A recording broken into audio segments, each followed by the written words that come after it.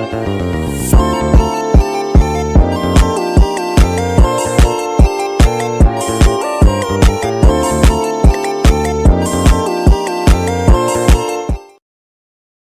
lanjutkan ke bahasan keempat, yaitu produksi dengan dua output.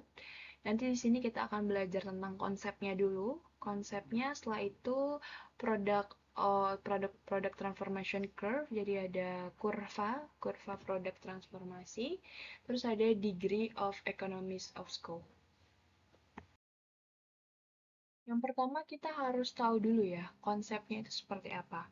Karena menggunakan fasilitas produksi yang sama, program pemasaran yang sama, administrasi yang sama, dan sebagainya, satu perusahaan memproduksi dua output bisa lebih efisien dibandingkan jika dua output tersebut dikerjakan oleh dua perusahaan yang berbeda. Dengan jumlah input yang sebanding ya teman-teman. Artinya itu dalam konsep ini satu perusahaan memproduksi dua output bisa lebih efisien dibandingkan kalau dua output itu diproduksi oleh dua perusahaan yang berbeda. Hal ini dilihat dari bentuk product transformation curve yang akan kita lihat di slide berikutnya, product transformation curve yang berbentuk cembung ya atau concave nanti. Product transformation curve adalah kurva yang menunjukkan berbagai kombinasi dua output yang berbeda yang bisa diproduksi dengan input tertentu. Nah, untuk penjelasan selanjutnya, kita akan next ke slide berikutnya. Nah, ini adalah kurva produk transformasi ya, product transformation curve. Jadi kurvanya ini berbentuk cembung pada saat dua produk dihasilkan oleh satu perusahaan. Baik itu di titik O1 dan di titik O2, ya. Baik itu di kurva O1 dan kurva O2, ini kurva product transformation yang dihasilkan dari satu perusahaan pada saat satu perusahaan memproduksi dua produk. Saat kedua produk tersebut dihasilkan oleh dua perusahaan yang berbeda ya, kurvanya itu garis putus-putus. Jadi kalau misalnya yang ini kan satu perusahaan nih, O1, O2 kan satu perusahaan. Tapi kalau yang dua produk dihasilkan oleh dua perusahaan yang berbeda-beda, maka kurvanya itu adalah garis putus-putus ya, garis linier yang putus-putus ini. Nah, terlihat ya bahwa produksi oleh satu perusahaan jauh lebih efisien, menghasilkan output yang lebih besar tentunya, dibandingkan jika diproduksi oleh dua perusahaan yang berbeda-beda. Selanjutnya adalah degree of economies of scope. Artinya dari degree of economies of scope atau SC gitu ya. SC ini mengukur apakah produksi oleh satu perusahaan lebih efisien dibandingkan dengan produksi oleh dua perusahaan yang berbeda. Tentunya karena dia adalah mengukur gitu ya, mengukur produksi, mengukur keefisienan, maka dia juga mempunyai sebuah rumus gitu.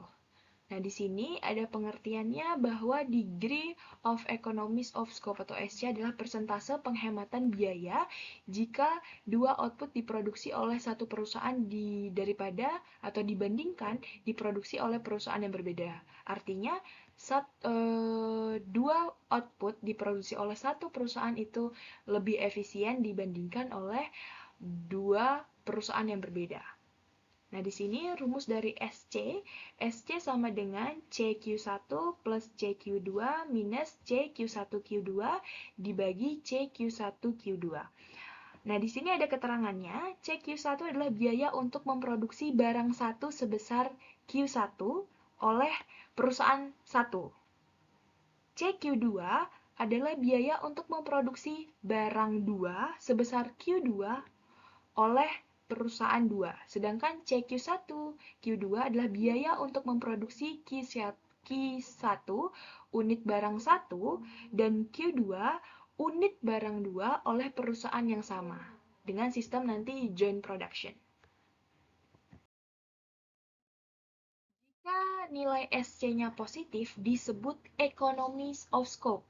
yaitu kondisi di mana dengan nilai total input yang sama untuk memproduksi dua barang atau lebih oleh satu perusahaan yang sama akan menghasilkan output yang lebih besar dibandingkan jika masing-masing barang tersebut diproduksi oleh perusahaan yang berbeda-beda. Ingat, pada saat SC-nya positif disebut economies of scope, yaitu ketika memproduksi dua barang itu jauh lebih efisien oleh satu perusahaan dibandingkan memproduksi dua barang oleh dua perusahaan yang berbeda-beda. Selanjutnya, ketika nilai SC-nya negatif, disebut juga dengan diseconomies of scope, yaitu kondisi di mana dengan nilai total input yang sama, produksi dua barang atau lebih oleh satu perusahaan yang sama akan menghasilkan output yang lebih sedikit dibandingkan jika masing-masing barang diproduksi oleh perusahaan yang berbeda-beda. Oke, jadi di sini ada SC negatif, artinya disebut juga dengan diseconomies of scope, yaitu ketika memproduksi dua barang oleh satu perusahaan menghasilkan output yang lebih sedikit atau lebih tidak efisien ya, dibandingkan jika masing-masing barang diproduksi oleh perusahaan yang berbeda-beda. Oke, kita akan lanjutkan ke bahasan kelima, yaitu perubahan dinamis dalam biaya. Yang pada bahasan ini, kita akan belajar tentang learning curve.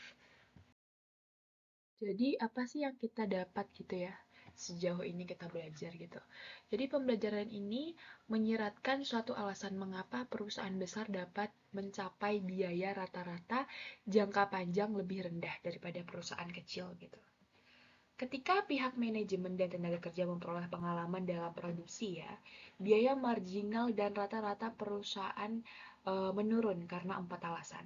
Nah, di sini aku ambil dari buku Pindik ya, teman-teman. Dari modul Pindik. Yang pertama, tenaga kerja seringkali memakan waktu lebih lama untuk menyelesaikan tugas pada masa-masa awal mereka mengerjakan. Saat semakin berpengalaman, kecepatan mereka bertambah. Yang kita rasakan juga sekarang ya, teman-teman. Maksudnya, memang tenaga kerja walaupun sebenarnya kita sebagai mahasiswa gitu ya, awal-awal kita ngampus kan perlu adaptasi gitu ya, perlu adaptasi dengan dosen, dengan teman kelas, dengan matkul-matkul yang ada. Begitu juga dengan tenaga kerja, ada adaptasi gitu.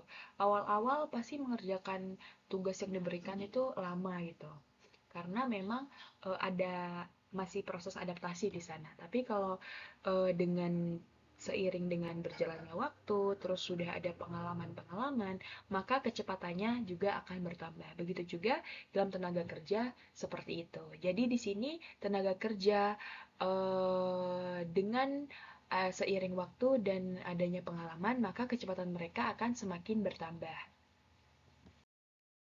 Yang kedua adalah manajer belajar untuk menyusun proses produksi secara lebih efektif dari aliran barang mentah hingga pengolahan barang itu. Karena tadi ya adanya pengalaman, terus karena jangka waktu yang panjang ya dari pengalaman-pengalaman itu, akhirnya manajer belajar untuk menyusun proses produksi secara lebih efektif.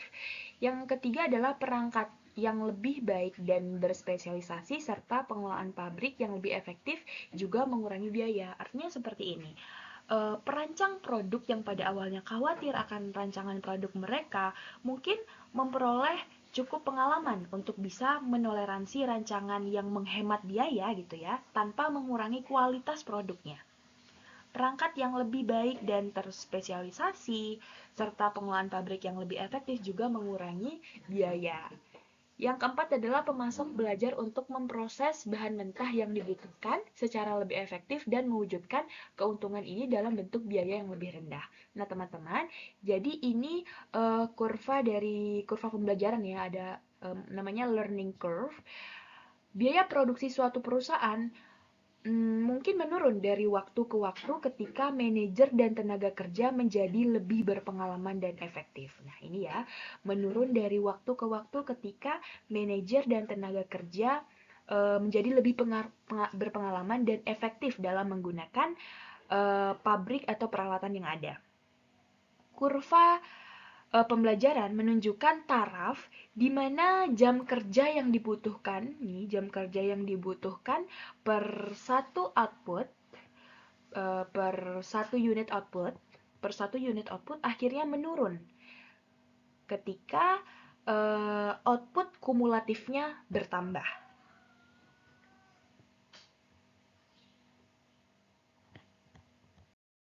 Oke teman-teman, demikian belajar bareng aku tentang biaya produksi. Semoga apa yang sudah aku sampaikan dapat dipahami oleh teman-teman sekalian dan bermanfaat untuk kita semua. Jika ada salah, aku mohon maaf yang sebesar-besarnya. Dan bye, sampai jumpa di kesempatan berikutnya. Dan kalau teman-teman ada pertanyaan, bisa chat WA aku di 087863986596. Udah ada di PPT sebelumnya di pertemuan keempat. Jangan ragu buat nanya, karena aku selalu ada. Oke, terima kasih.